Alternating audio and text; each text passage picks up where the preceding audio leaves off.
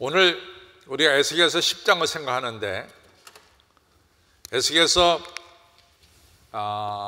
8장부터 11장은 하나님의 영광이 성전을 떠나는 것에 대해서 나오죠. 성전을 떠남. 근데 그 궁극적인 이유가 왜 하나님의 영광이 성전을 떠날까 하는 궁극적인 이유가 우리가 8장에서 생각했습니다. 8장. 우리가 8장에서 생각할 때 하나님께서 구체적으로 예루살렘 성전이 부패한 것을 보여줘요. 첫 번째 보여준 것이 뭐냐면은 이같이 아세라 목상이 이 성전 뜰에 세워진 겁니다. 이같이 하나님이 정말로 싫어하는 아세라 목상이 성전 뜰에 세워진 거죠. 가진 것이 거룩한 곳에 선 것을 보거든 너희들 하나님의 심판이 임박한 줄 알아라. 우리가 다니엘서에 볼 수 있죠. 두 번째는 이제 성전 방 안에 들어가 보니까 이 온갖 성전 사면벽에 잡된 짐승들의 그림이 그려졌습니다. 근데 이 짐승들의 그림은 사실은 애굽에서 신으로 여기는 짐승들의 그림이 그려졌어요. 거기서 70인의 이 장로들이 이 70인 이 짐승에 그려진 이 벽에 그려진 짐승에게 절하고 있었습니다. 이 얘기는 이스라엘 백성들이 하나님 대신 애굽을 의지하고자 하는 그러한 마음이 여기 그려져 있어요. 왜냐하면 애굽 신을 70명이 섬기고 있으니까. 세 번째는 여인의 뜰에서 이스라엘 여인들이 블레셋의 블레셋이 아니라 바벨론의 이 바벨론의 여신인 담무스 신을 섬기고 있는 것을 볼 수 있습니다. 그 다음에 네 번째로는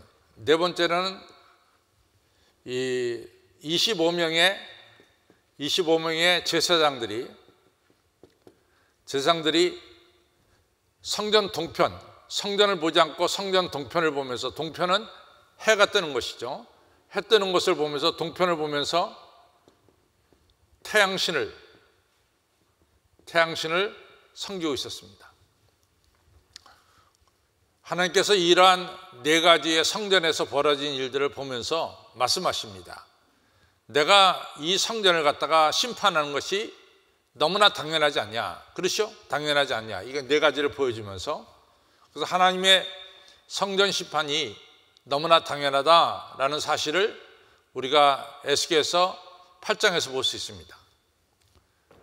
그런데 이제 우상을 숭배하는 것이 하나님께서 심판하실 때 두 가지로 심판해요.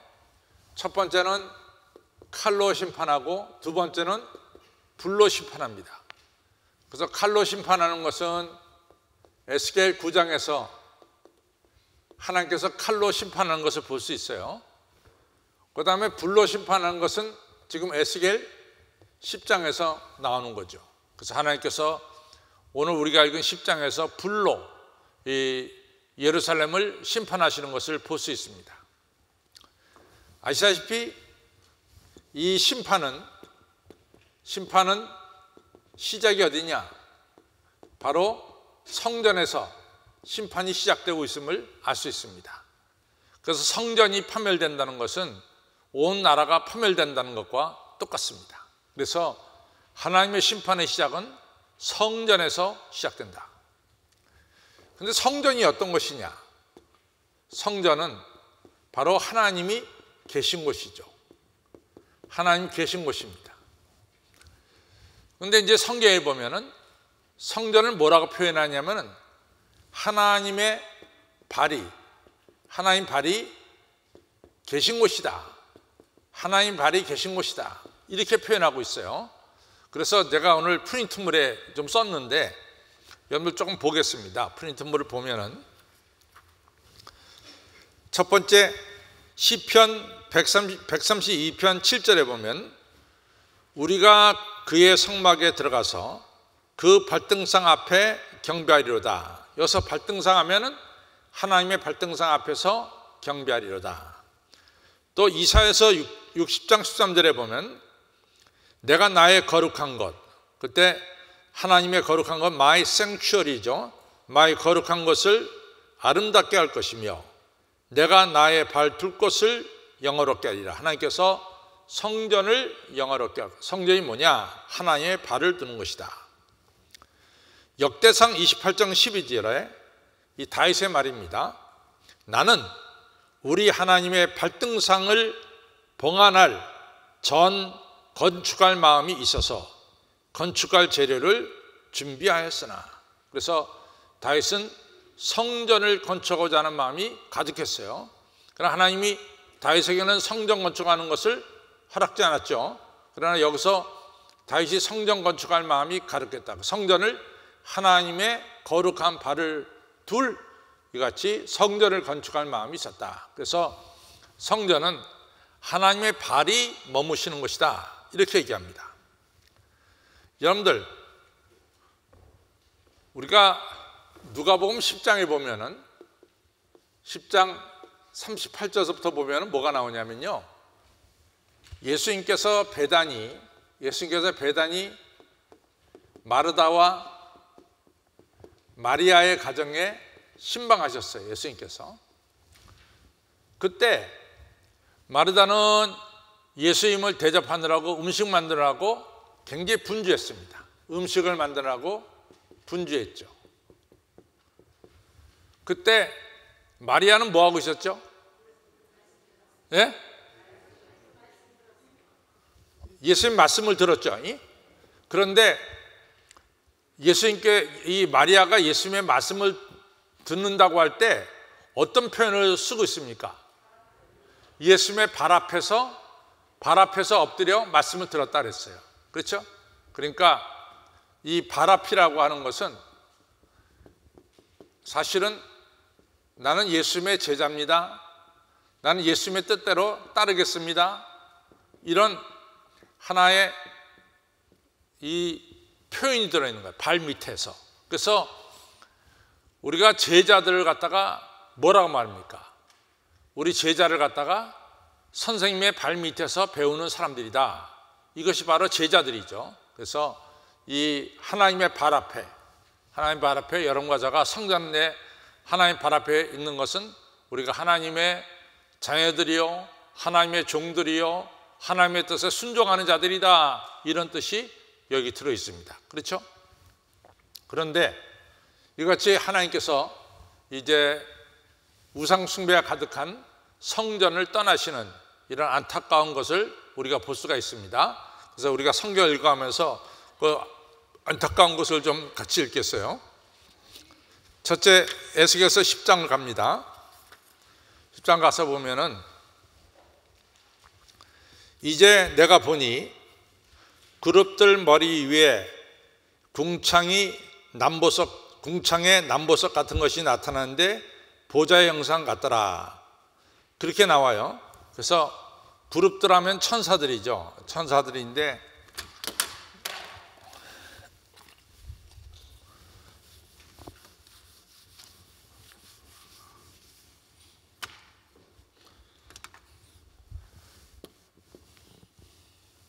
이렇게 사각, 아주 넓은 사각, 요걸 지금 뭐라고 표현하냐면 궁창이라고 표현하고 있어요. 넓게 펴진 이같이 바닥을 가리키죠. 그 밑에 그룹들이 있습니다. 그룹 천사들이. 또 천사들 밑에는 바퀴들이 달렸어요. 바퀴들이. 그렇죠? 그 다음에 이 궁창 위에 남보석 같은 것이 있었어요. 남보석. 우리가 에메랄드 같은 거죠. 에메랄드. 남보석 하면은 에메랄드 같은 거죠. 그런 하나님을 어떻게 표현해야 되느냐. 참 이게 어려운 거예요. 그래서 하나님을 영광이 비치는 남보석 같다. 이렇게 표현한 거예요. 그래서 남보석 같다는 것은 에스겔이 하나님을 표현하고 싶은데 어떻게 표현할 단어가 없는 거예요. 그렇잖아요. 단어가 없으니까 남보석 같다 이렇게 말씀한 거죠. 그래서 여기에 10장 1절에 이에 내가 보니 그룹들 머리 위에 궁창이 있고 그 궁창 위에 바로 남보석 같은 것이 나타나는데 보좌의 형상 같더라. 그러니까 하나님의 보좌에 있는 형상, 하나님을 갖다가 형상이라고 이렇게 표현하고 있죠. 구체적으로 표현을 못해 하나님에 대해서. 그렇죠? 그러니까 보좌의 형상 같더라. 하나님께서 2절에 하나님께서 가는 베옷을 입은 사람에게 일러 가라사대, 이 가는 베옷을 입은 사람이 9장에서는 어떻게 했죠? 가는 베옷을 입은 사람이 9장에서는 어떻게 했죠? 목통을 허리에 차고, 이 사람이 목통을 허리에 차고 어떻게 했습니까? 일주일 전에 했는데 다 잊어버렸죠. 전혀 생각이 안 나죠. 전혀 생각이 안 나요. 목통을 차고 이같이 우상 숭배를 가증스럽게 여기는 이러한 진실된 사람들의 이마에다가 무슨 표시를 했어요? 타오 표시를 했죠. X자 표시를. 그렇죠? 그래서 내가 지난주에 X자는 약간 방향을 틀면은 뭐가 된다? 십자가 된다 그랬어요. 십자가 표시를 했단 말이죠. 그 일을 한 사람이 바로 가는 베옷을 입고 허리에 목동을 찬 사람이 그 일을 했어요. 이번에는 하나님께서 바로 가는 베옷을 입은 이분에게 뭘 명령하냐면은 너는 그룹들 사이에 들어가서 뭘 받아와라? 불을 받아와라. 이렇게 명령하죠. 그래서 하나님께서 가는 베옷을 입은 사람에게 일러 가라사대 너는 그룹들 발 밑 바퀴 사이로 들어가서 그 속에서 숯불을 두 손에 가득히 움켜쥐고 성읍 위에 우상 숭배하는 성읍 위에 흩어라. 우상 숭배하는 것은 신명기에 두 가지로 심판하라 그랬어요. 하나는 칼로 심판하고 두 번째는 뭐요? 불로. 이번에는 9장에서는 칼로 심판했기 때문에 두 번째는 지금 불로 심판하라 하심에, 이같이 하심에 그가 내 목전에서 그룹 사이로 들어가니라. 자, 그 다음에 이제 3절을 보겠어요. 그 사람이 가는 베옷 입은 사람이 들어갈 때 그룹들은 성전 우편에 섰고 구름은 안뜰에 가득하며, 재밌는 얘기가 오늘 3절에 나와요. 제가 이제 오늘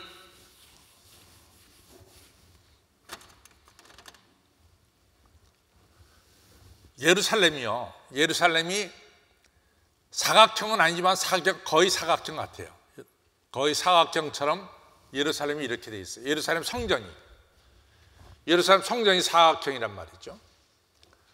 그럼 예루살렘 이 사각형의 이 동쪽은 어디에 맞물려 있냐면은 기드론 골짜기하고 맞물려 있어요. 기드론 골짜기하고.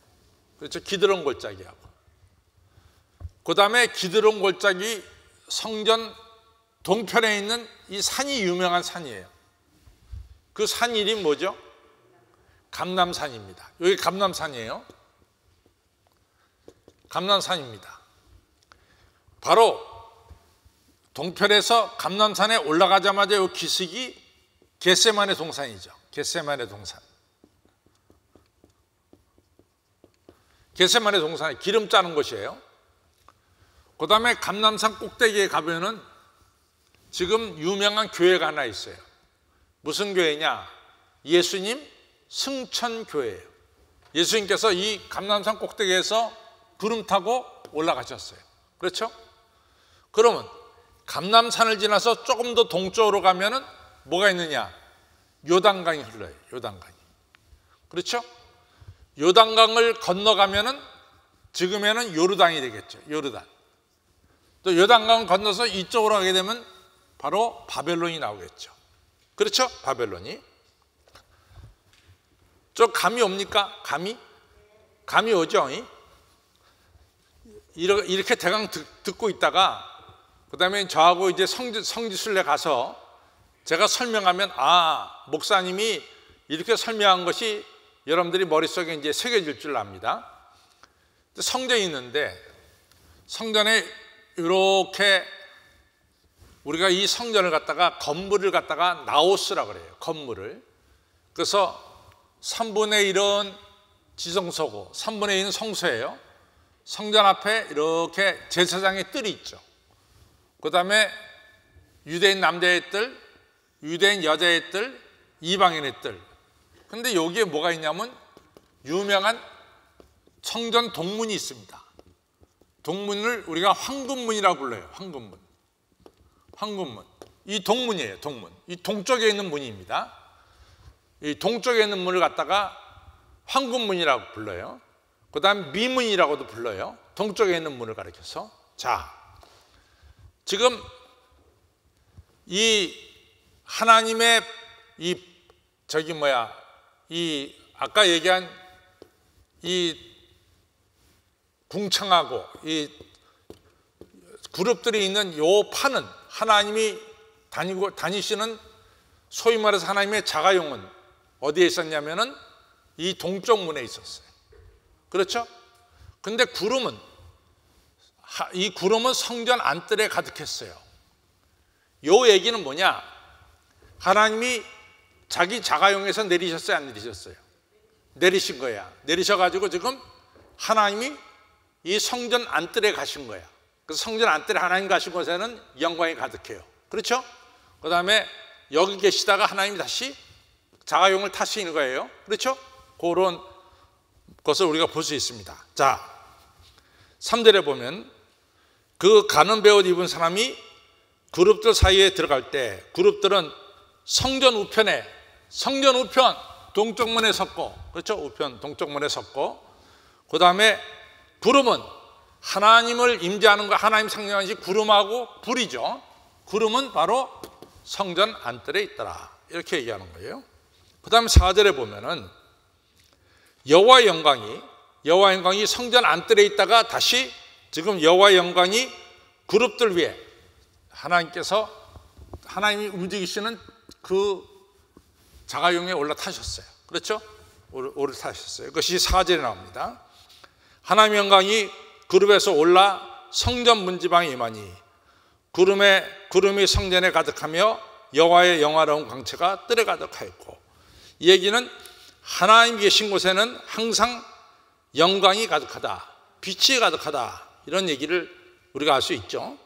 그 다음에 우리가 이제 5절을 보게 되면은 그룹의 날개 소리가 바깥들까지 들리는데 전능하신 하나님의 말씀하시는 음성 같더라. 그룹들이 움직이는 소리가 얼마나 위험찬지 마치 하나님의 말씀하시는 음성 같더라. 하나님을 섬기는 이 천사들의 소리도 권위가 있고, 그리고 사람들에게는 하나님의 음성처럼 들리더라, 그 말이죠. 6절, 하나님이 가는 베옷을 입은 자에게 명하시기를 밖이 사이 곧 그룹들 사이에서 불을 취하라 하셨으므로, 아까 그랬죠? 2절에 보면은 하나님이 가는 베옷 입은 사람이 일러 가라사대 너는 그룹 및 밖이 사이로 들어가서 그 속에 숯불을 두 손에 가득히 움켜가지고 성읍 위에 흩으라, 이렇게 명령했어요. 그래서 가는 베옷 입은 사람이 그룹 사이로 들어갔습니다. 그러나 가는 베옷 사람이 감히 불을 취할 수가 없었어요. 그래서 6절에 보면은 이제 하나님의 손이, 여기서 손이 하나 나와가지고 그 손이 이 베옷 입은 사람 손에다가 잔뜩 불을 주시는 것을 알 수 있어요. 그래서 7절에 보면 한 그룹이 그룹들 사이에서 손을 내밀어 그 그룹들 사이에 있는 불을 취하여 가는 베옷 입은 자의 손에 주매 그가 받아가지고 나가더라, 그렇게 얘기했어요. 그래서 가는 베옷 입은 사람이 감히 불을 자기 손으로 집지 못하고, 여기서 손이 하나 나오는데 이 손이 누구의 손이냐, 에스겔은 밝히지 않습니다. 이 손이 하나님의 손이냐, 하나님의 손이라고 말하기에는 또 너무 하나님을 갖다가 함부로 표현하는 것 같아요. 그러니까 아야 그룹 사이에 손이 나와서 불을 이 가는 베옷 입은 사람에게 주었다, 이렇게 말씀만 하고 끝을 냅니다. 여기서 손이 그룹들의 손인지 하나님의 손인지는 정확하게 밝히진 않고 있습니다. 8절 읽겠습니다. 그룹들 날개 밑에 사람의 손 같은 것이 나타났더라. 이 손이 바로 그룹들 사이에는 불을 가져다가 누구에게 줬어요? 가는 베옷 입은 사람에게 주었죠. 9절에 보면은 내가 보니 그룹들 곁에 4바퀴가 있는데 이 그룹 곁에도 한 바퀴가 있고 저 그룹 곁에도 한 바퀴가 있으며 그 바퀴 모양은 황옥 같으며. 이 그룹들, 아까 얘기한 그룹들이 있고 그룹들 밑에 바퀴가 있는데 바퀴들의 모양, 이것이 이같이 황옥 같더라. 황옥같이 빛나더라. 여기서 우리가 알다시피요, 하나님을 섬기는 사람들에게도 하나님께서는 하늘의 빛을 주신다고 하는 사실이에요. 하나님을 섬기는 사람에게도 하나님께서는 하나님의 광채를 비춰주십니다. 우리가 아시다시피 출애굽기 34장에 보면은 모세가 시내산에 올라가서 두 번째로 십계명을 받아가지고 내려오시죠. 그때 모세의 얼굴이 빛나요, 빛이 안 나요? 빛납니다. 그래서 감히 사람들이 그 얼굴을 볼 수가 없었어요. 그 얼굴이 광채가 나기 때문에. 그렇죠? 이처럼 하나님을 섬기는 사람들의 삶에 하나님께서 하나님의 빛을 비춰주십니다. 믿으시면 아멘. 여러분들 어두운 분이에요? 빛의 사람이에요? 왜 빛의 사람입니까? 여러분과 저가 지금 하나님 앞에 계시니까 빛의 사람이에요. 그렇죠? 하나님이 여러분과 저에게 밝은 빛을 비춰주시는 거예요. 그래서 우리 안에 있는 어둠도 다 사라지게 만들고, 또 빛이라고 하는 것은 정화시키는 능력도 있어요. 우리의 더러움도 씻어주시는 이런 역사가 일어납니다. 우리가 하나님 앞에 나오면 하늘의 빛이 우리에게 임합니다. 옆에 분들에게 우리 인사합니다. 빛이 나시네요. 시작.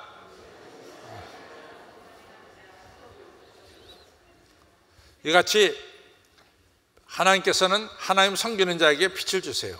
자, 그 다음에 10절 보겠습니다. 그 모양은 넷이 한결같은데 마치 바퀴 안에 또 바퀴가 있는 것 같으며, 바퀴가 많은 거죠. 그룹들이 행할 때는 사방으로 향한 대로 돌이키지 않고 행하되 돌이키지 않고 그 머리 향한 곳으로 향하며, 이같이 이 그룹들의 바퀴밖에 많지만 일사불란하게 움직인다는 거예요. 리더가 앞으로 가 그러면 앞으로 가고, 옆으로 가면 옆으로 가고, 일사불란하게 이 하나님의 보좌를 태운 이 바퀴는 일사불란하게 하나님 명령에 따라서 일사불란하게 움직인다는 것을 볼 수 있습니다. 바로 그 표현을 한 거예요. 그래서 그룹들이 행할 때는 사방으로 향한 대로 돌이키지 않고, 마음대로 가지 않고 행하되 돌이키지 않고 그 머리 리더가 향한 곳으로 행하며, 리더가 가자 그러면 그 가는 곳으로 행하며. 12절 그 온몸과 등과 손과 날개와 바퀴 곧 네 그룹의 바퀴의 둘레 다 눈이 가득하더라. 이 얘기는 하나님이 온 세상을 다 보고 계신다라고 하는 사실이에요. 그래서 하나님은 모든 것을 다 보고 계신다. 13절 내가 들으니 그 바퀴들에 도는 것이라 칭하며, 그룹들은 각기 내면에 있는데 첫면은 그룹의 얼굴이요, 둘째면은 사람의 얼굴이요, 셋째는 사자의 얼굴이요, 넷째는 독수리의 얼굴이더라. 근데 요 얘기를 이제 나중에 보면요, 이 형상을 20절에 보면은, 20절로 넘어가겠습니다. 시작. 그것은 내가 그발강가에서 본 이스라엘의 하나님 아래에 있던 생물들이라. 그들이 그룹들인 줄을 내가 아노라. 그런데 에스겔서 1장에 나오는 그룹들의 얼굴과 지금 10장에 나오는 그룹들의 얼굴이 하나가 바뀌었어요. 하나가 바뀐 것이 여러분들 발견이 됩니까? 하나가 바뀐 것이 발견이 돼요? 우리가 에스겔서 1장에는 그 생물들이 나오는데 첫 번째가 뭐냐? 첫 번째가 사람이에요. 그렇죠? 그렇죠? 두 번째가 뭐였죠? 사자가 나와요. 그렇죠? 세 번째가 뭐냐? 황소가 나와요. 네 번째가 뭐가 나오냐? 독수리가 나와요. 이것이 에스겔서 1장입니다. 근데 에스겔서 10장에서는 뭐가 바뀌었죠? 그룹하고 황소가 바뀌었죠. 그룹은 내가 천사들을 가리킨다 그랬어요. 그래서 황소와 그룹이 바뀌었습니다. 그렇죠? 그러나 에스겔은 그룹과 황소를 거의 같이 보고 있어요. 그래서 이 에스겔에서 1장에 봤던 네 생물과 지금 10장에 본 네 생물과 똑같더라, 이렇게 얘기를 하고 있습니다. 그러나 분명한 것은 황소가 1장에 나왔는데 10장에서는 그룹이 나온다는 것을 기억하시기 바랍니다. 바뀌었어요. 자, 넘어갑니다. 15절. 그룹들이 올라가니 그들은 내가 그발강가에서 보던 생물이라. 에스겔에서 1장 그발강가에서 에스겔이 보았죠. 16절. 그룹들이 행할 때에는 바퀴도 그 곁에서 행하고 그룹들이 날개를 들고 땅에서 올라가서 가고자 할 때는 바퀴도 그 곁을 떠나지 아니하며 그들이 서면 이들도 서고 그들이 올라가면 이들도 함께 올라가니 이는 생물의 신이 바퀴 가운데 있습니다. 일사불란하게 하나님의 명령에 순종하는 천사들의 모습을 볼 수가 있습니다. 그래서 천사들은 철저하게 하나님 명령에 순종하며 하나님의 뜻에 따르는 것을 볼 수 있어요. 자, 18절 19절 보겠습니다. 슬픈 일이죠. 18절 시작. 여호와의 영광이 성전 문지방을 떠나서 그룹들 위에 머무느니라. 그룹들이 날개를 들고 내 목전에서 땅에서 올라갑니다. 올라가는데 그들이 나갈 때 바퀴도 그 곁에서 함께 하더라. 그들이 여호와의 전으로 들어가는 동문에 머물렀고 이스라엘 하나님의 영광이 그 위에 덮였더라. 그래서 10장에서는 하나님의 영광이 이 동문에 올라가신 것을 보게 됩니다. 그리고 11장에서는 하나님의 영광이 감람산으로 옮겨져요. 그리고 하나님의 영광이 에스겔에 있는 그방강까지도 움직이시는 것을 볼 수 있어요. 다시 말해서 하나님의 영광이 예루살렘 성전을 떠나는 것을 우리가 지금 10장에서 볼 수가 있습니다. 하나님의 영광이 떠나는 거죠. 하나님의 영광이 떠나면 패망밖에 없습니다. 패망입니다. 하나님의 영광이 떠나면. 그렇죠? 그래서 지난주에 제가 시작할 때 사무엘상 4장의 이야기를 제가 했습니다. 실로 성소가 쑥대밭이 됐을 때 법궤는 블레셋에 빼앗기고 엘리 제사장은 목뼈가 부러져 죽고 홈리와 비누아스는 전쟁터에 죽고 비누아스의 부인 며느리는 아기를 낳다가 죽습니다. 그때 며느리가 뭐라고 말하고 죽어요? 이가봇이라고 말하고 죽죠. 이가봇은 뭐예요? 하나님의 영광이 떠난다. 하나님의 영광이 떠나면 패망입니다. 그런데 지금 10장 11장에서 하나님의 영광이 예루살렘 성전을 떠나는데 에스겔서 43장에 보면 하나님의 영광이 다시 예루살렘 성의 동쪽 문을 통해서 들어오십니다. 동쪽 문을 통해서. 그때 우리가 에스겔서 43장에 하나님의 영광이 들어오니까 무슨 일이 일어나요? 성전 바닥에서 생수가 쏟아져 나오는 거예요. 생수가. 사람을 살리는 생수가 쏟아져 나옵니다. 그 생수가 흘러가는 곳마다, 하나님의 전에서 나오는 생수가 흘러가는 곳마다 죽은 것들이 살아나는 이런 생명의 역사가 일어나는 것을 우리가 알 수가 있습니다. 우리가 요한복음 7장 37절에 보면은 뭐랍니까? 누구든지 목마르거든 다 내게로 오라. 너희 배에 생수의 강이 흘러가리라. 우리가 예수님께로 나가면은 예수님은 우리에게 생수의 강을 부어주십니다. 바로 하나님이 이같이 임하시니까, 다시 임하시니까 생수의 강이 흘러가고, 하나님이 떠나니까 여기에는 폐허, 하나님의 심판, 불과 칼의 심판이 임하는 것을 볼 수 있습니다. 그래서 우리가 하나님의 영광이 우리에게 임한다는 것은 얼마나 큰 축복인지 모릅니다. 네. 자, 또 마지막으로 읽겠습니다. 20절로부터 21절 보겠습니다. 시작. 그것은 내가 그발강가에서 본 이스라엘 하나님 아래 있던 생물이라. 그들이 그룹들인 줄을 내가 아니라. 각기 내 얼굴과 내 날개가 있으며 날개 밑에는 사람의 손 형상이 있으니 그 얼굴의 형상은 내가 그 방안가에서 보던 얼굴이며 그 모양과 몸뚱이도 그러하며 각기 곧게 앞으로 행하더라. 그룹들이 하나님 명령에 절대적으로 순종하는 것을 볼 수 있습니다. 자, 우리 결론을 갑니다. 결론 가겠습니다.